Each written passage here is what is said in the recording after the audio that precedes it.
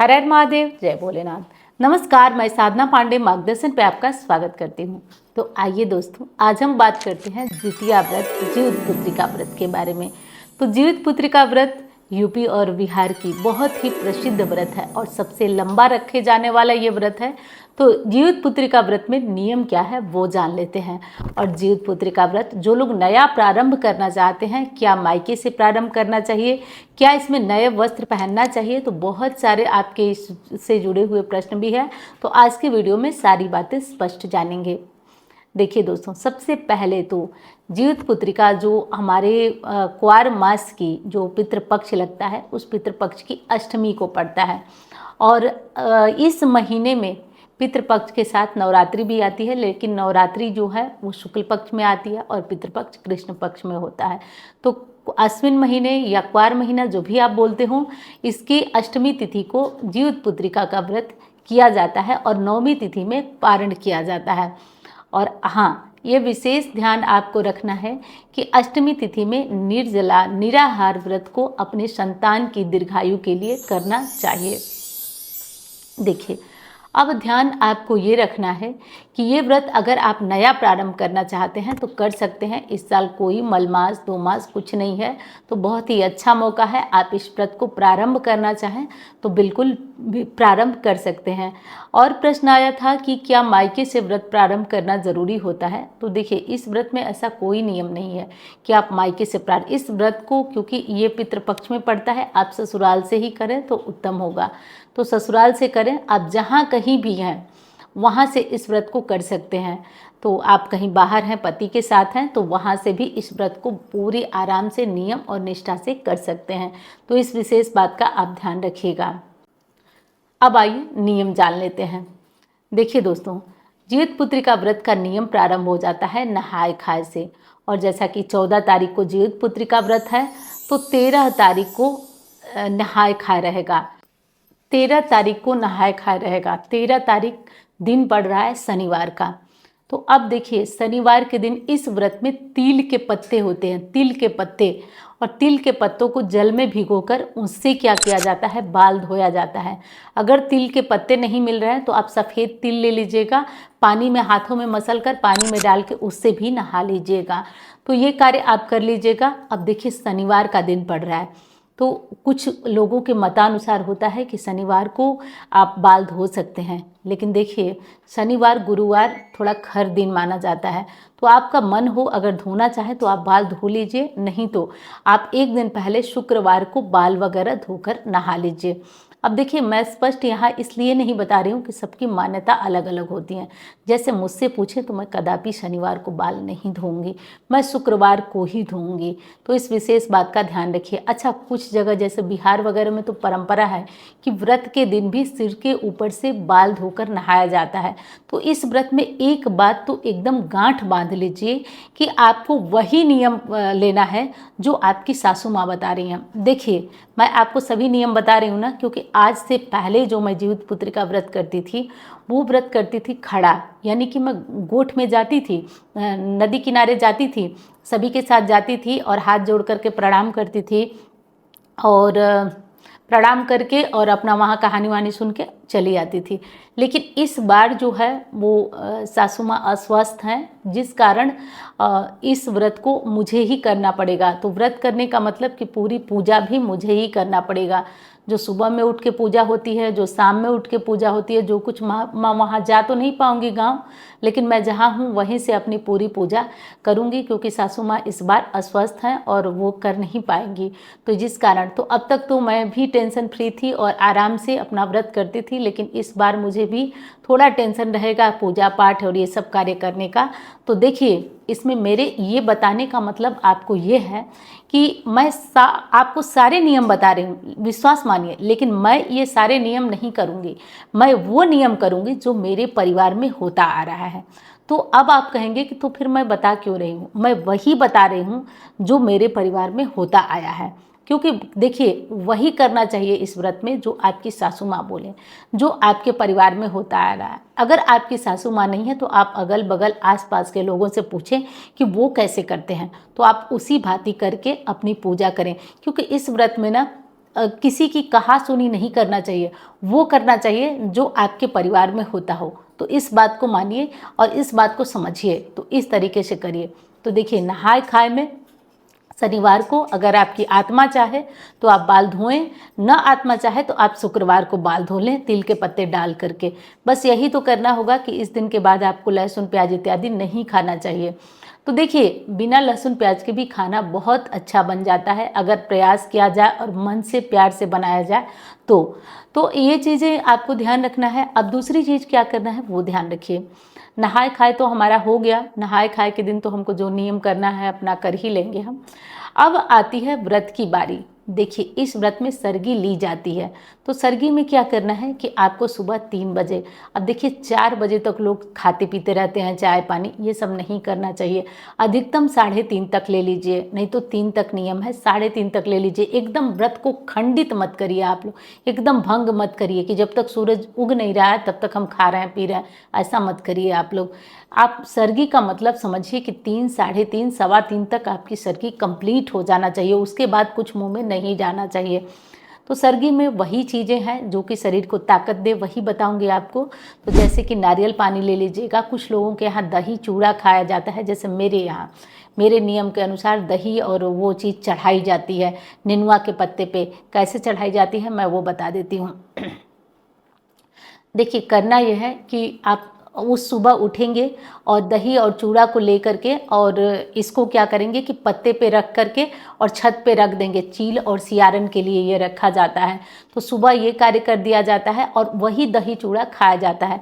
क्योंकि मैं अपना तो जानती हूँ, मुझसे नहीं खाया जाएगा और मैं कभी खाई भी नहीं हूँ, ये भी आपको बता देती हूँ। आज तक जो है वो सासू माँ करती थी, चढ़ाती थी, वो अपना खाती होंगी, लेकिन मैं नहीं खाती थी।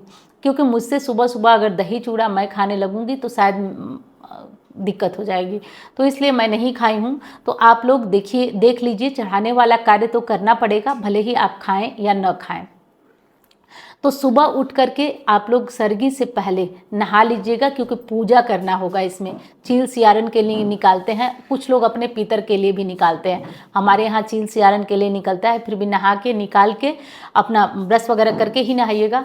और नहा के निकाल के अपना उसके बाद क्या करिए कि जो भी आपको शरीर को ताकत देती है, जैसे नारियल पानी पी लीजिए, जैसे दही वगैरह खाना चाहें, जो भी चीज़ें आप, केला खाना चाहें, केला भी बहुत अच्छा होता है, तो आप ये सब चीज़ें खा लीजिएगा जिससे शरीर को ताकत मिलती रहे। 3, 3:15, 3:30 के बाद आप कुछ मत खाइएगा, इस विशेष बात का ध्यान रखिएगा। उसके बाद हम क्या करेंगे, तो देखिए उसके बाद हमारा निर्जला निराहार व्रत प्रारंभ हो गया।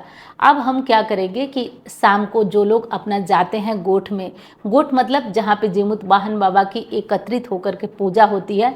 जैसे देखिए, कुसा के जीमुत वाहन बाबा बनाए रहते हैं और हम जो जीवतिया ले जाते हैं, जीवतिया मतलब धागे में गुथी हुई सोने चांदी की जीवतिया। जैसे हमारे यहाँ का नियम है कि जब बच्चा होता है तो एक चांदी की बनती है और जब बच्चे की शादी होती है तो एक सोने का बनता है। तो एक आदमी की 2 जीवतियाँ होती है और उसको धागे में पिरोकर सोने चांदी की जीवतिया को पहले ही नया धागा मंगवा कर और जीवतिया के दिन उस धागे को, नए धागे में जीवतिया को गूंथ लीजिएगा और उस जीवतिया को भी साथ में लेते जाइएगा, साड़ी भी साथ में लेते जाइएगा। एक साड़ी भी चढ़ती है।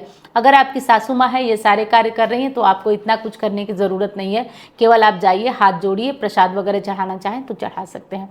तो जीवतिया लेते जाइएगा, नए धागे में गूंथ कर पुराने धागे को आप बांध के ले जाइए नदी तालाब के किनारे, उसको बहा दीजिएगा। उसके बाद क्या करेंगे कि थोड़ा सा चावल ले लेंगे, कच्चा चावल, चना और सरसों, ये ज़रूर लेते हैं। कथा सुनते हैं ना, तो थोड़ा थोड़ा कथा के बीच में डाला जाता है, ऐसी मान्यता। और पूरे रास्ते हम जहाँ कथा सुन के आए हैं, पूरे रास्ते थोड़ा थोड़ा ये चीज़ें गिराते हुए घर तक आते हैं। ऐसी मान्यता है कि आज के दिन जीमुत वाहन बाबा आएंगे हमारे घर तक और हमारे संतान को दीर्घायु करेंगे। तो ये कार्य आप बिल्कुल कर सकते हैं। और दूसरी चीज़ है कि और चीज़ें क्या ले जाते हैं, तो देखिए अपने यहाँ के अनुसार, जैसे हमारे यहाँ गोल गोल मिठाइयाँ चढ़ती हैं, ये जो चीनी की मिठाइयाँ होती हैं, मैं कई बार वीडियो में दिखाई हूँ, अगर आप देखे होंगे तो देखे होंगे। केला वगैरह चढ़ता है, सेव चढ़ता है, तो जो भी प्रसाद में चढ़ता है आपके यहाँ वो प्रसाद में लेते जाइएगा, साड़ी लेते जाइएगा। और जो चावल, चना और सरसों ये सब छीटे जाने वाली चीज़ें हैं, इसको जो कथा में छीटना बोलते हैं, तो कथा में छीटा जाता है, इसको मतलब बिखेरा जाता है। और इस तरीके से करके और पूजा अपना कंप्लीट किया जाता है। तो पूजा हमारी हो गई, कथा कहानी हम सब सुन लिए। उसके बाद जो भी बड़े बुजुर्ग हैं अपना पैर छुएंगे, घर आएंगे और घर आकर आराम करिए आप लोग। घर आकर पूरी तरह से आराम करिए आप लोग। उसके बाद अगली सुबह अब उठेंगे, तो अगली सुबह में जिन लोगों की सास नहीं है उन लोगों को कुछ विशेष काम जैसे माड़ वगैरह देने का काम है। तो देखिए, नियम पहले के लोग तो क्या करते थे कि सुबह भी नदी, पोखरा, तालाब के पास जाते थे, लेकिन अब ऐसा नहीं होता है। तो घर में जो भी खुला स्थान हो, आंगन हो, छत हो, उसको धोकर साफ कर लीजिए। और वहाँ पे जो आप शाम को जो पूजा करके प्रसाद लाई थी ना, उस प्रसाद को रखिए, जिउतिया को रखिए। और ऐसी मान्यता है कि आपकी सास, अगर सास नहीं है तो जो खाती थी वो व्यंजन आज बनेगा। जैसे किसी की सास को चना पसंद है, किसी को कुछ पसंद है, किसी की कुछ पसंद है, तो उससे जुड़ा हुआ अपना जो डिश है बना लीजिएगा। बना करके क्या करेंगे अब आप लोग कि डिश तो अपना बन जाएगी, वो भी पूजा में शामिल किया जाता है। पूजा में शामिल किया जाता है और शामिल करके उसको भी रखा जाता है।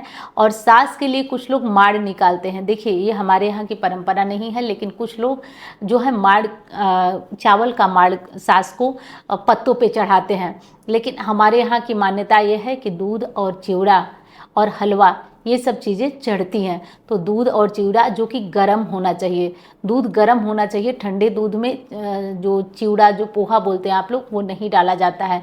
और वो सब एक पत्ते पे, एक प्लेट पे चढ़ा देंगे। चढ़ाने के बाद हाथ जोड़ लेंगे, अगरबत्ती वगैरह, धूप बत्ती वगैरह दिखा करके, और बस प्रणाम कर लेंगे। प्रणाम करने के बाद, उसके बाद अब आप हाथ जोड़ लेंगे प्रणाम करने के बाद, और हाथ जोड़ करके अब आप उठिए और जई घोटिए। जई क्या होता है? देखिए, कुछ लोगों के यहाँ चने निगलने का प्रथा है। हमारे यहाँ जो अगहनी उड़द होती है, अगहनी जो हरी हरी उड़द होती है, वो उड़द को क्या किया जाता है, एक दिन पहले ही पानी में भिगो दिया जाता है।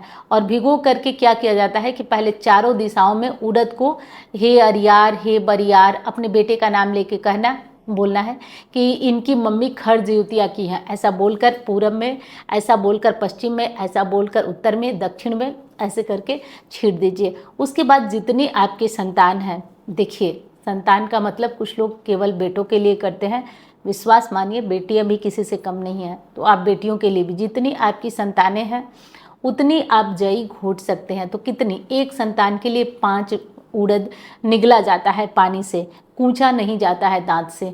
और हाँ, इस तरीके से करके आपका जीवित पुत्री का व्रत जो है वो संपूर्ण होता है। और वीडियो पसंद आए तो लाइक करिएगा। चैनल को सब्सक्राइब नहीं किया आपने तो ज़रूर कर लीजिएगा। जीवित पुत्री का व्रत की जो कथा होती है, जो पूजा होती है, वो बहुत विशेष नहीं होती है, बहुत साधारण होती है।